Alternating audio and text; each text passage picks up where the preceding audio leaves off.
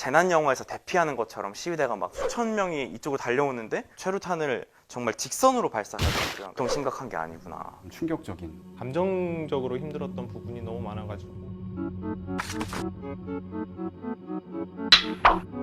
일단 저하고 박재상 기자 같은 경우에는 8월 16일부터 8월 22일까지 있었는데 우리 와이파이가 안 터져서 생중계가 안 돼서 그냥 길거리에서 그 인도 쓰레기통 옆에서 휴대폰 로밍폰을 갖고 전화 연결을 한다든가 이런 다급한 상황들이 많았는데 2주 정도 후에 그때 몇 명 정도가 모였어요. 적게 봐도 수만 명, 그리고 또 도로를 가득 채운 그런 상황을 봤을 때 많게 봤을 때 수십만 명까지도 충분히 볼 수 있는 그런 상황이었습니다. 그분들이 얼마나 간절한지 느꼈던 게 저희를 보면서 뭐 감사합니다. 한국말로 이제 저희한테 이제 잘해달라 이런 식으로 얘기하는 거 보면서 사실 얼마나 간절한지 그걸 또 어떻게 방송해야 될지 사실 그 많은 인파들 속에서 좀 몸으로 직접 느꼈던 것 같아요.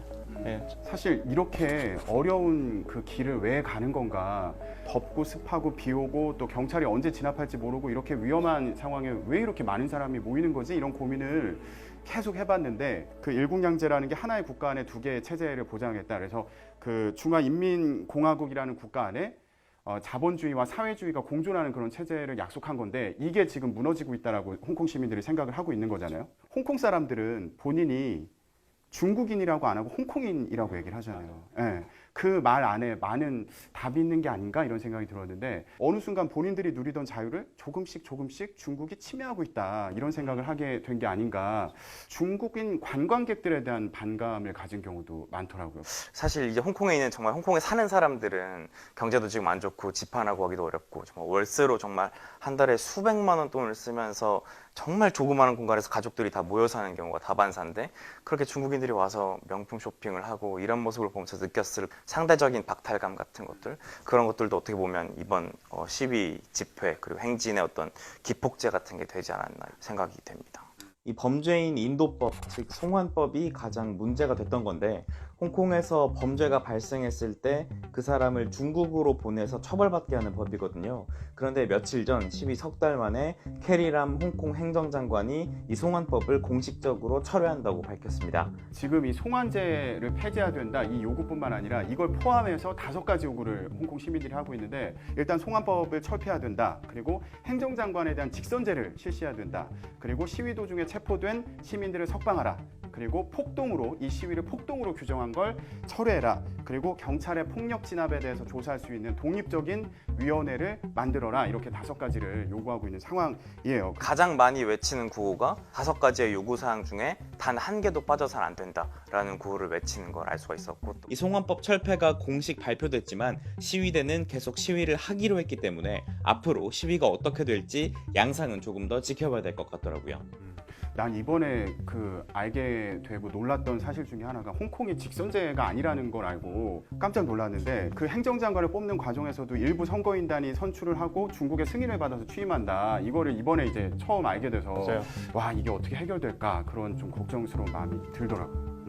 제가 출장 가기 전주부터 시가 좀 버격해지기 시작을 해서 그 집회에서 이제 처음으로 실탄 경고 사격이 있었고, 그리고 물대포, 최루탄, 화염병이 등장했던 집회인데 처음에는 평화적으로 진행이 됐어요. 그러다가 이제 정부청사 부근에서 충돌이 발생을 했었거든요. 저희가 육안으로 목격을 했던 게, 그러니까 중계를 준비하고 있는 상황이었는데 막 원고를 쓰다 보니까 뭔가 매캐한 냄새가 나는 거예요. 뭐 군대에서 마시는 게 마지막일 줄 알았는데 또 이렇게 코가 굉장히 맵고 눈이 따가워지기 시작해가지고 고개를 들어보니까 시위대가 마치 진짜 재난 영화에서 대피하는 것처럼 시위대가 막 다 도망치라고 하면서 다 손짓을 이렇게 하면서 다 도망치는 거예요. 저희 쪽으로 막 수천 명이 이쪽으로 달려오는데 건물 옥상에서 이제 다 옷을, 장비를 다 갖춰 입은 경찰들이 최루탄을 정말 직선으로 발사하더라고요. 그러니까 최루탄은 사람들을 해산시키려는 목적으로 써야 되는 건데 이게 상황이 정말 보통 심각한 게 아니구나. 게다가 막 물대포 발사하는 물대포 색깔을 보니까 또 파란색이더라고요. 그러니까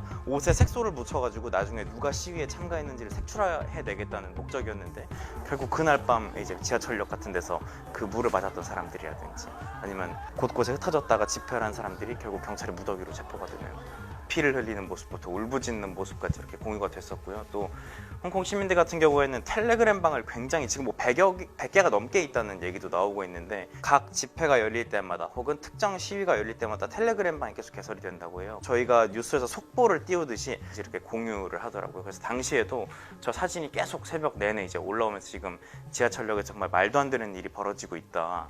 그런 상황이 SNS로 계속 실시간으로 공유가 되기도. 우리가 갔을 때에도 8월 18일 날 집회도 평화롭게 마무리는 됐지만 홍콩 그 경찰을 실은 버스가 여기로 오고 있다 이런 뭐 현지 보도도 나오고 그래서 정말 긴박한 마음에 이거를 이제 쓰고서 중계를 할 수밖에 없었던 그런 상황이었는데 나중에 이제 댓글을 봤더니 거기에 기자가 오바한다 이런 또 댓글들이 있어서 당황을 하기도 했어요. 근데 사실 그만큼 그 현장이 한 치 앞을 내다볼 수 없는 일촉즉발의 상황이었다. 그리고 그게 그 쐈던 탄이 나중에 알고 보니까 빈백탄이라고 그 주머니 탄 안에 알루미늄이나 납이 들어있는 그 탄을 쏴서 실명위기에 처했다고 하더라고요. 근데 와 사람을 향해서 그거를 쐈다는 것 자체가 좀 충격적인. 시위 현장에 가면 사람들이 오른쪽 눈을 가리는 이런 식으로 오른쪽 눈을 가리는 퍼포먼스를 진행을 하는데 경찰이 그 발사한 빈백탄으로 눈을 다친 여성을 기리자 이런 의미로 나는 현장에서 또 인상 깊었던 게 레이저 포인트. 경찰이 이제 그 건물 옥상에서 최루탄을 쏘니까 여기서 발사하고 있다. 이쪽에서 발사하고 있는 거다 피해라라는 의미로 그 발사하고 있는 경찰들을 레이저 포인터로 가리키더라고요. 그들은 정말 들고 있는 건 레이저 포인트 하나일 뿐인데 경찰이나 이제 진압을 하시는 분들은 이제 곤봉이라든지 고무탄이라든지 이런 것들을 보면서 참 안타깝게 느껴졌습니다. 네.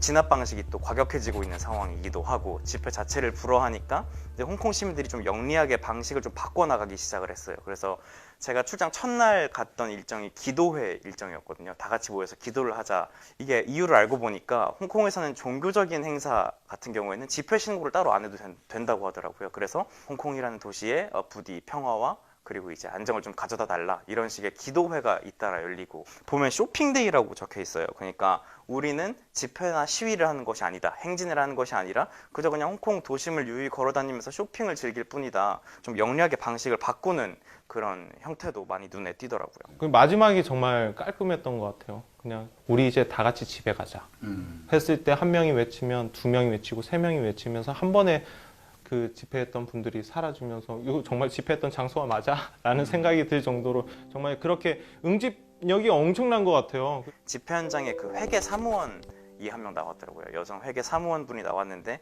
제가 인터뷰를 하면서 이게 참 홍콩이 어떻게 보면 정말 세계적인 경제 도시인데 이런 경제 도시를 끌고 가는 이 노동자들이 이제 파업에 나선다는 게 힘든 결정이 아니었는지라고 물어봤는데 대답을 딱 듣고 나니까 내가 정말 우문현답이구나라고 생각을 했던 게 경제가 중요하다는 건 맞다. 그러나 하지만 법치와 인권, 자유가 서지 않는다면 이 경제 도시가 얼마나 유지가 될 수 있을 것이며 그러한 허술한 기초 위에 세워지는 번쩍스러운 눈부신 경제가 과연 어떤 의미가 있겠느냐라는 얘기를 하더라고요. 제가 잠시 만났던 외국인 분이 좀 생각나는데요. 대한민국에서 왔다. 그러니까 했던 말이 데모에 보고 나라.